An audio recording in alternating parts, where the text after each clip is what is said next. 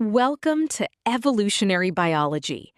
Today, we are going to explore one of the most fascinating and crucial concepts in the history of life on Earth, the endosymbiotic theory. Imagine if two competing businesses suddenly realized they could achieve massive success by merging into one unstoppable company. That is exactly what happened billions of years ago at the microscopic level. This incredible microscopic partnership is the very reason why complex life, including you and me, exists today. Let us dive in and uncover how simple cells partnered up to change the world forever. Before we look at the biology, let us imagine you are running a small bakery all by yourself. You are great at making dough, but baking it takes way too much of your energy and time. One day, a master baker who is incredibly efficient at using ovens wanders into your shop. Instead of competing with them, you invite them to live in your bakery permanently. You provide the raw ingredients and a safe home, and they provide massive amounts of perfectly baked bread. Over time, you two become so dependent on each other that you function as a single, highly successful business. This perfectly illustrates what happened billions of years ago in the microscopic world. Now that we understand the idea of a mutually beneficial partnership, let us look at the actual biology. The endosymbiotic theory explains the origin of eukaryotic cells, which are the complex cells that make up animals, plants, and fungi. Proposed most famously by scientist Lynn Margulis in the 1960s, this theory states that certain organelles within our cells were once free-living bacteria. The term itself tells a beautiful story. Endo means inside, sym means together, and biosis means living. So it literally translates to living together inside. A large, simple cell swallowed a smaller energy-producing cell, and instead of digesting it for a quick meal, they became permanent partners. Building on that idea of living together, let us see exactly which bacteria became which parts of the cell. According to the theory, an ancestral host cell engulfed an oxygen-using bacterium. Over millions of years, this bacterium evolved into the mitochondrion, providing the host with abundant cellular energy. Later on, in the specific evolutionary lineage that led to plants, a similar event occurred. The host cell engulfed a photosynthetic bacterium, which eventually became the chloroplast. Over time, these engulfed bacteria transferred much of their genetic material to the host cell. They lost their ability to live independently and became permanent, essential parts of the complex cell. Before we discuss the modern evidence, let us visualize this incredible evolutionary leap. On the screen, you are looking at a schematic of the endosymbiotic theory. Starting on the left, we see the large, simple ancestral host cell. Notice how its cell membrane is wrapping around the small, red, free-living aerobic bacterium. This engulfment process is called phagocytosis. Following the arrows to the right, we see the intermediate stage, where the bacterium is now trapped inside the host. Finally, on the far right, we see the modern eukaryotic cell. The once free-living bacterium is now a fully integrated mitochondrion, complete with its characteristic folded inner membranes. This diagram perfectly captures the moment cooperation replaced competition. Now that we have seen how the cells merged, you might be wondering why this ancient evolutionary event matters to us today. Understanding the endosymbiotic theory is absolutely crucial because it explains the very existence of complex, multicellular life. Without mitochondria to efficiently generate energy, cells could never have grown large enough to form tissues and organs.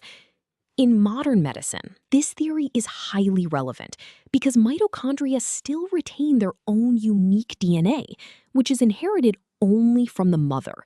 This explains why certain genetic diseases are passed down maternally and allows scientists to trace human ancestry. Additionally, because mitochondria are essentially modified bacteria, certain antibiotics can accidentally target them, causing side effects. Knowing the biological history and its importance, how do we represent the evolutionary advantage of this symbiosis mathematically? We use the concept of evolutionary fitness, denoted by the variable W, to show why natural selection favored this union. The formula states that WS must be greater than WH plus WB. Conceptually, this means the combined organism has a significantly higher chance of surviving and reproducing than the sum of the two organisms living separately. WS represents the evolutionary fitness of the combined symbiotic organism. WH is the fitness of the larger host cell living entirely on its own, and WB is the fitness of the smaller free-living bacterium before it was engulfed. If WS increases, natural selection strongly favors the permanent integration of the two cells. This inequality we just saw leads us to an important mathematical tool. To find exactly how much natural selection will favor the new eukaryotic cell over its ancestors, we calculate the net fitness advantage, denoted by delta W. This formula comes directly from rearranging our previous inequality. We subtract the combined independent fitness of the host and bacterium from the new symbiotic fitness. Delta W represents this net change in evolutionary fitness. When the symbiotic fitness, WS, is large, delta W becomes a large positive number. A positive delta W physically means that the combined organism is vastly superior at surviving and reproducing. By quantifying this advantage, we can understand the driving force behind this major evolutionary leap. Before we move on, let us see this with a concrete example. Imagine an ancient ocean environment where a free-living host cell has a fitness score of 1.2 because it struggles to extract energy. A free-living aerobic bacterium has a fitness score of 1.5 because it makes great energy but is vulnerable to predators. When they merge, they produce massive amounts of energy, resulting in a combined fitness score of 4.8. We are asked to calculate the net fitness advantage. We substitute our given values into the delta W equation. First, we add the independent fitnesses, 1.2 and 1.5, to get 2.7. Then we subtract 2.7 from the combined fitness of 4.8. The final answer is 2.1. This massive positive number physically means the new endosymbiotic cell will rapidly outcompete solitary cells. So, we have proven mathematically that the partnership was highly advantageous. This brings us to what happened next. When the ancestral bacterium was first engulfed, it had a full, large genome of its own, capable of independent life. However, over millions of years, many of these bacterial genes were either lost because they were no longer needed, or they were transferred directly to the host cell nucleus. As the host nucleus took over many essential functions, the endosymbiont genome shrank significantly. This process of genome reduction is the ultimate proof that the bacterium was transforming from a free-living organism into a highly specialized, dependent organelle that could never again survive on its own. Now that we understand why genes are lost, let us look at how we model this mathematically. This is a classic exponential decay problem applied to evolutionary biology. The formula is n of t equals n0 times e to the power of negative r times t. Conceptually, this models continuous biological decay over vast stretches of time. N of t represents the final number of genes remaining in the mitochondrion. N0 is the starting number of genes. The variable r is the continuous rate of gene loss per million years, and t is the time elapsed in millions of years. The mathematical constant e is the base of the natural logarithm. As the rate r, or time t, increases, the remaining genome, n of t, exponentially decreases. Let us apply this exponential decay formula to a real evolutionary timeline. We are given that the ancestral bacterium started with 3,000 genes. It loses genes at a continuous rate of 0.05 per million years, and we want to find the genes remaining after 40 million years. We substitute these values into our formula. First, we multiply the rate, 0.05, by the time, 40, to get an exponent of -2. This negative exponent indicates the genome is shrinking.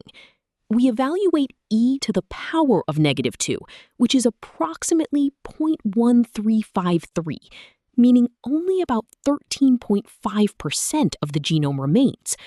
Multiplying 3,000 by 0.1353 gives us our final answer of approximately 406 genes. Physically, this massive reduction proves the mitochondrion is now permanently integrated and entirely reliant on the host. We have covered a lot of ground today, so let us review the key takeaways. First, the endosymbiotic theory explains that complex eukaryotic cells evolved by engulfing simple, free-living bacteria.